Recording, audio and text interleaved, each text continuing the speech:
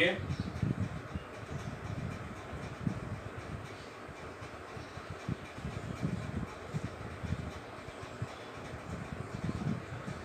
Solids को हम लोग क्लासिफाई करते हैं। सॉलिड्स दो तरह के होते हैं।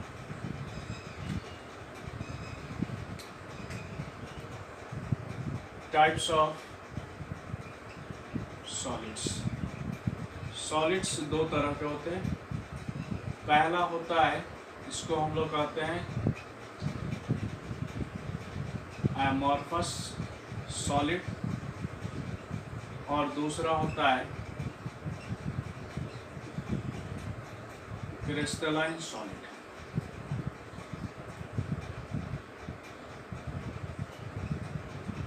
ये दो तरह के सॉलिड हैं। हम बात करेंगे अभी एमॉर्फस सॉलिड का, उसके बाद हम बात करेंगे क्रिस्टलाइन सॉलिड का। तो अगला हेडिंग है एमॉर्फस सॉलिड।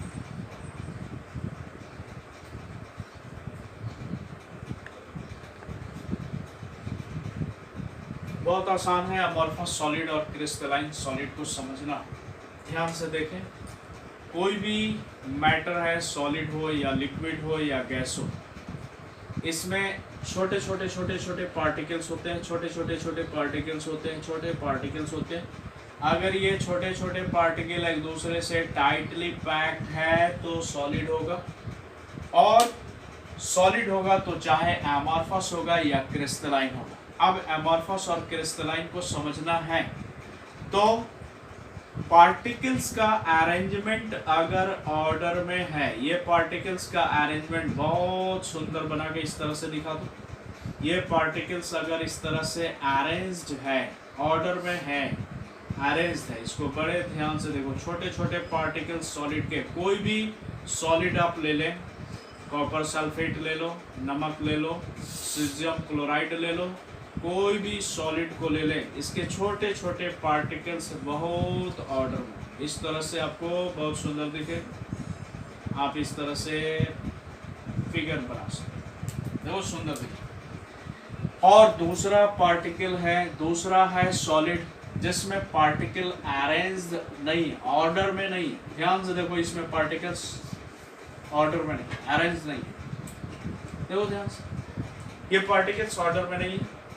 तो इस तरह के पार्टिकल्स का जब अरेंजमेंट होगा तो इसको हम लोग कहते हैं ये क्रिस्टलाइन सॉलिड है, और पार्टिकल्स ऑर्डर में नहीं होगा तो इसको हम लोग कहते हैं एमॉर्फस सॉलिड। तो एमॉर्फस सॉलिड और क्रिस्टलाइन सॉलिड। अभी हम क्रिस्टलाइन सॉलिड पर फोकस करें, तो इसको हम लोग कहेंगे एमॉर्फस सॉलिड्स। सॉलिड्स इन विच, कोई भी सॉलिड है तो छोटे छोटे पार्टिकल से बना हुआ है। वो छोटे पार्टिकल, उसका एटम हो सकता है, उसका आयन हो सकता है, या उसका मॉलिक्यूल हो सकता है। तो जो भी पार्टिकल्स हो, छोटे छोटे पार्टिकल्स, अगर ये पार्टिकल रेगुलर ऑर्डर में नहीं होगा तो इसको हम कहेंगे एमॉर्फस सॉलिड, और अगर पार्टिकल ऑर्डर में होगा तो इसको हम लोग कहेंगे क्रिस्टलाइन सॉलिड। इसको समझने का बहुत आसान तरीका है। आप स्कूल जाते हैं या पहले से 9th-10th अपने स्कूल में पढ़ा है, तो स्कूल में देखते हैं प्रेयर वगैरह के समय पर सारे बच्चे अरेंज्ड वे में खड़े होते हैं, अरेंज्ड। वहाँ पर बहुत पार्टिकल्स इसके रेगुलर ऑर्डर में नहीं होंगे, लाइक दिस। इसको हम लोग कहेंगे एमॉर्फस सॉलिड, इसको कहेंगे एमॉर्फस सॉलिड। और क्रिस्टलाइन सॉलिड की तो बात हम बाद में करेंगे। तो बात समझ में आ गया एमॉर्फस सॉलिड क्या होता है।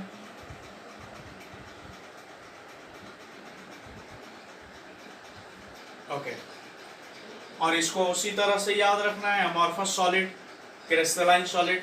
जब देखो पार्टिकल्स का अरेंजमेंट ऑर्डर में है, जैसे बच्चे स्कूल में खड़ा रहते हैं प्रेयर के समय, या क्लास में जब क्लास चलता है तो ऑर्डर में अरेंज रहते हैं, इधर 1 का बच्चा, इधर 2 का बच्चा, उधर 3 का बच्चा, उधर 11 का बच्चा, उधर 12 का, सब ऑर्डर में रहता है। और जैसे जब ऑर्डर में है तो उसी तरह से यहाँ पर पार्टिकल्स ऑर्डर में है, इसको हम लोग कहेंगे आगे क्रिस्टलाइन सॉलिड। और ये पार्टिकल ऑर्डर में नहीं है।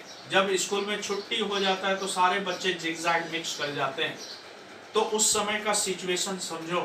कि क्रिस्टलाइन एमॉर्फस सॉलिड में उस तरह के पार्टिकल्स का अरेंजमेंट होता है, जैसे छुट्टी के समय बच्चे एक दूसरे के साथ मिक्स कर जाते हैं, या मार्केट वगैरह में, मेला में, बाजार में सारे लोग जिग जैग में मिक्स रहते हैं, इसको हम लोग इस तरह के पार्टिकल्स का अरेंजमेंट होगा तो इसको हम लोग कहेंगे एमॉर्फस सॉलिड। तो एमॉर्फस सॉलिड में पार्टिकल का अरेंजमेंट इस तरह से, और क्रिस्टलाइन सॉलिड जैसे हमारे पास ग्लास है, ग्लास, अब आपको लग रहा होगा, पहले तो समझे ग्लास जो है हमारा, ये एग्जांपल है ग्लास। नेक्स्ट है RUBBER, रबर है। प्लास्टिक है, प्लास्टिक, या हम इसको पॉलीमर्स कहें, पॉलीमर्स, पॉलीमर्स हमारा ये होता है एमॉर्फस सॉलिड। पॉलीमर्स आप पढ़ेंगे, एक चैप्टर ही है 12th में पॉलीमर्स, ऑर्गेनिक में एंड में, तो वहाँ पर इसके बारे में डिटेल पढ़ें। बहुत सारे के पॉलीमर्स होते हैं जिसका हमारे लाइफ में बहुत बड़ा रोल है, बहुत बड़ा यूज है पॉलीमर्स का। तो ग्लास हमारा एमॉर्फस सॉलिड का एग्जांपल है, रबर हमारा एमॉर्फस सॉलिड का एग्जांपल है, प्लास्टिक हमारा एमॉर्फस सॉलिड का एग्जांपल है, पॉलीमर्स हमारा पॉलीमर्स एमॉर्फस सॉलिड का एग्जांपल है। तो अब समझ में आ गया होगा। दूसरे तरह का सॉलिड है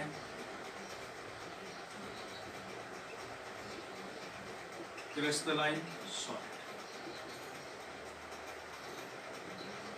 क्रिस्टलाइन सॉलिड में अब बात समझ में आ गया हो। क्रिस्टलाइन सॉलिड में पार्टिकल का अरेंजमेंट ऑर्डर में होगा। Those solids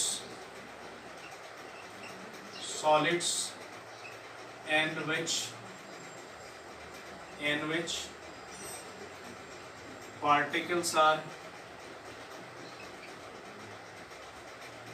in regular order known as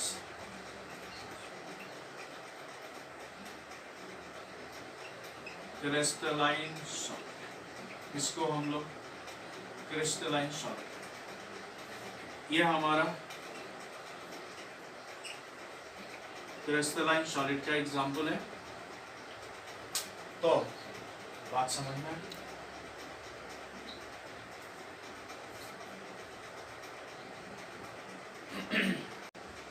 salt जैसे NaCl सॉल्ट है, इसमें पार्टिकल रेगुलर वे में, रेगुलर ऑर्डर में अरेंज रहते हैं। सोडियम आयन और क्लोराइड आयन रेगुलर ऑर्डर में अरेंज रहता है। CsCl रेगुलर ऑर्डर में पार्टिकल्स होते हैं। जिंक सल्फाइड ZnS, इसमें भी पार्टिकल्स ऑर्डर में होते हैं। कोई भी सॉल्ट्स आप ले लें उसमें पार्टिकल्स ऑर्डर में होते हैं। दूसरा एग्जांपल है मेटल्स, कोई भी मेटल्स को ले लें उसमें पार्टिकल्स ऑर्डर में होते हैं। ग्रेफाइट ले लें, ग्रेफाइट, इसमें पार्टिकल्स ऑर्डर में होते हैं। डायमंड को ले लें, डायमंड, इसमें भी पार्टिकल्स ऑर्डर में होता है। तो ये क्रिस्टलाइन सॉलिड के एग्जांपल, और क्रिस्टलाइन और एमॉर्फस सॉलिड अब हम लोग को समझ में आ गया। ध्यान से देखें, अब इसी पर क्वेश्चन आपसे अगर पूछा जाए तो आप लिख सकते हैं। जैसे क्वेश्चन पूछा जाता है, differentiate between amorphous and crystalline solid. Amorphous solid और क्रिस्टलाइन सॉलिड में डिफरेंसेस बताना है। तो एक साइड लिखेंगे एमॉर्फस, दूसरे साइड लिखेंगे क्रिस्टलाइन, दोनों में डिफरेंस क्या है वो लिखेंगे।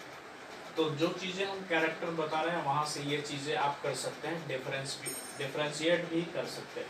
तो हेडिंग है कैरेक्टर्स ऑफ,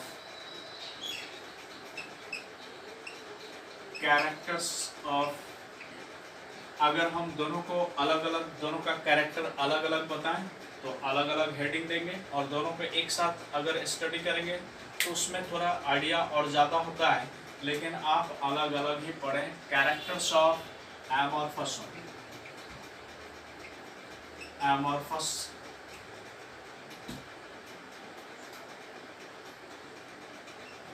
सॉलिड,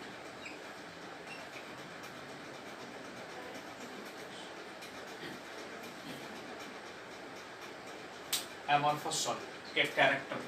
पहला पॉइंट, सबसे इंटरेस्टिंग बात ध्यान से देखें, जैसे ये है एमॉर्फस सॉलिड और ये है क्रिस्टलाइन, दोनों का हमने फिगर सामने रखा है क्योंकि बहुत सारी चीज़ें हम लोग इससे रिलेट करके पढ़ेंगे। पहला कैरेक्टर है एमॉर्फस सॉलिड जो होता है ये आइसोट्रॉपिक होता है, आइसोट्रॉपिक इन नेचर। ये आपको नहीं लिखना है, हम यहाँ पर बताएंगे। और ये जो होता है ये होता है एनिसोट्रॉपिक, एनिसोट्रॉपिक, आइसोट्रॉपिक या आइसोट्रॉपिक, आइसोट्रॉपिक और एनिसोट्रॉपिक। इसका मतलब क्या होता है ध्यान से समझे। जैसे मान लिया जाए ये हमारा भीड़ लगा हुआ है, बच्चे जब स्कूल में छुट्टी हो गया उस समय सारे बच्चे जिगजैग मिक्स कर गए। अगर इस भीड़ में आपको दौड़ा दिया जाए, किसी थर्ड आदमी को, थर्ड पर्सन को इस भीड़ में दौड़ा दिया जाए, तो अगर हम ध्यान से देखो इधर से दौड़ेंगे तो हमारा प्रॉब्लम वैसा ही होगा, हम किसी से टकराते हुए जाएंगे। हम इधर से दूसरे एंगल से इधर से दौड़ेंगे तो भी प्रॉब्लम होगा, इस एंगल से दौड़ेंगे तो भी प्रॉब्लम होगा, हम इस एंगल से दौड़ेंगे तो भी प्रॉब्लम होगा, हम इस एंगल से दौड़ेंगे तो भी प्रॉब्लम होगा। और हर एंगल से जब दौड़ेंगे तो प्रॉब्लम हमेशा एक जैसे ही हमको फेस करना पड़ेगा। आ रही बात समझ में। जब आप मेला बाजार भीड़ में ऐसे दौड़े, इस एंगल से दौड़े, चाहे इस एंगल से दौड़े, चाहे इस एंगल से दौड़े, किसी भी एंगल से दौड़ेंगे तो दौड़ने वाले को प्रॉब्लम हर एंगल से एक जैसा आएगा। इसलिए हम इसको कहते हैं आइसोट्रॉपी। आइसोट्रॉपी, आइसो वर्ड का मतलब होता है सेम, आइसो का मतलब होता है सेम, सेम। तो यहाँ पर मतलब क्या है आइसोट्रॉपी का मतलब कि जब हम किसी एमॉर्फस सॉलिड में कुछ फिजिकल प्रॉपर्टी, कोई फिजिकल प्रॉपर्टी हम अलग अलग एंगल से मेजर करते हैं तो उसका वैल्यू सेम आता है। मतलब अगर इस सॉलिड में हम इस एंगल से रिफ्रैक्टिव इंडेक्स निकालें, चाहे इस एंगल से रिफ्रैक्टिव इंडेक्स को मेजर करें, चाहे इस एंगल से रिफ्रैक्टिव इंडेक्स को मेजर करें, ऐसे रिफ्रैक्टिव इंडेक्स को मेजर करें, हमेशा उसका एक ही तरह का वैल्यू आएगा। अगर हम इस एमॉर्फस सॉलिड में इलेक्ट्रिकल कंडक्टिविटी अगर इस एंगल से मेजर करें, इस एंगल से इलेक्ट्रिकल कंडक्टिविटी को मेजर करें, इस एंगल से मेजर करें, तो हर एंगल से इलेक्ट्रिकल कंडक्टिविटी का वैल्यू बराबर होगा। और ये और ज्यादा क्लियर समझ में आएगा जब यहीं पर हम इसको दिखाएं। ध्यान से देखें यहाँ पर, अगर हम इस एंगल से दौड़ेंगे तो क्या हमको किसी से टकराने की जरूरत है क्या? नहीं। अगर हम इस एंगल से दौड़ेंगे तो हम टकराएंगे किसी से। तो अगर ये सोडियम क्लोराइड है, ध्यान से समझे, ये सोडियम क्लोराइड का मतलब plus minus plus minus plus minus, ये पार्टिकल इस तरह से प्लस माइनस अरेंज है। अब यहाँ पर अगर ये है प्लस तो ये भी है प्लस, तो ये भी है प्लस, तो ये भी है प्लस। ध्यान से देखें, ऐसे दौड़ रहे हैं तो खाली प्लस प्लस प्लस वाले से टकरा रहे हैं, और यहाँ से दौड़ रहे हैं तो किसी से नहीं टकरा रहे हैं। अगर हमने इसका एंगल चेंज कर दिया, ये हो गया हमारा माइनस, ये हो गया माइनस, ये हो गया माइनस, ये हो गया माइनस, ये हो गया माइनस। अगर हमने इस एंगल से दौड़ा तो खाली माइनस माइनस Cl माइनस से टकराएंगे, इधर से दौड़े तो सोडियम प्लस से टकराएंगे, इधर से दौड़ेंगे तो किसी से नहीं टकराएंगे। तो अलग अलग तरह का प्रॉब्लम फेस करना पड़ेगा जब आप इस तरह के सिस्टम में आप दौड़ेंगे। जैसे मान लो कि बच्चे स्कूल में प्रेयर के समय सारे बच्चे अरेंज्ड वे में खड़े हैं, तो बच्चे जब अरेंज्ड वे में खड़े हैं तो आप किसी बीच से निकल जाएंगे तो आपको कोई प्रॉब्लम नहीं होगा। इस एंगल से निकलेंगे तो कुछ प्रॉब्लम होगा, डिफरेंट तरह का प्रॉब्लम। इधर से दौड़ेंगे तो डिफरेंट तरह का प्रॉब्लम, दूसरे एंगल से दौड़ेंगे तो तीसरे तरह का प्रॉब्लम। मतलब एंगल को बदल देंगे तो दौड़ने वाले को अलग अलग तरह के प्रॉब्लम सॉल्व करना पड़ेगा, अलग अलग तरह के प्रॉब्लम्स को फेस करना पड़ेगा। तो यहाँ पर अलग अलग तरह का मतलब क्या है? मतलब ये है कि अगर ये हमारा क्रिस्टलाइन सॉलिड है, क्रिस्टलाइन सॉलिड में अगर हम इसके फिजिकल प्रॉपर्टी को अलग अलग एंगल से मेजर करेंगे तो उसका वैल्यू अलग अलग आएगा। इसमें अगर हम इलेक्ट्रिकल कंडक्टिविटी इस एंगल से मेजर करेंगे, इस एंगल से मेजर करेंगे, इस एंगल से मेजर करेंगे, तो उस समय हमेशा वैल्यू क्या आएगा, डिफरेंट आएगा। अगर इसका रिफ्रैक्टिव इंडेक्स इस एंगल से मेजर करें, इस एंगल से मेजर करें, इस एंगल से मेजर करें, तो अलग अलग एंगल से रिफ्रैक्टिव इंडेक्स का वैल्यू अलग अलग आएगा। तो ये बात समझ में आ गया कि अगर क्रिस्टलाइन सॉलिड है तो क्रिस्टलाइन सॉलिड में अगर हम इसका फिजिकल प्रॉपर्टी अलग अलग एंगल से मेजर करते हैं तो उसका वैल्यू अलग अलग आएगा। इसीलिए इसको हम लोग कहते हैं एनिसोट्रॉपी। एनिसो का मतलब डिफरेंट और आइसो का मतलब सेम। इसमें हमेशा सेम वैल्यू आएगा अलग अलग एंगल से मेजर करेंगे तो, और इसका अलग अलग एंगल पर वैल्यू अलग अलग आएगा। इसलिए इसको एनिसोट्रॉपी कहते हैं, इसको आइसोट्रॉपी कहते हैं। समझ में आई बात कि नहीं?